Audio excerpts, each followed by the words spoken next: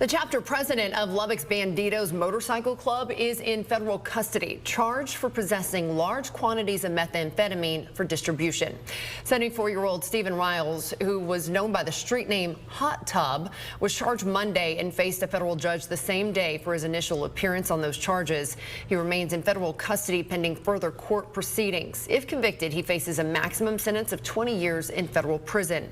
The complaint shows agents began an investigation on Ryals early last year on suspicion of trafficking meth in the Lubbock area. Last Friday, agents searched the Bandidos clubhouse where he also lived. Inside an office, agents say they found roughly 3.2 pounds of methamphetamine inside a locked drawer. In other areas of the office, agents also say they found multiple items commonly used for distribution.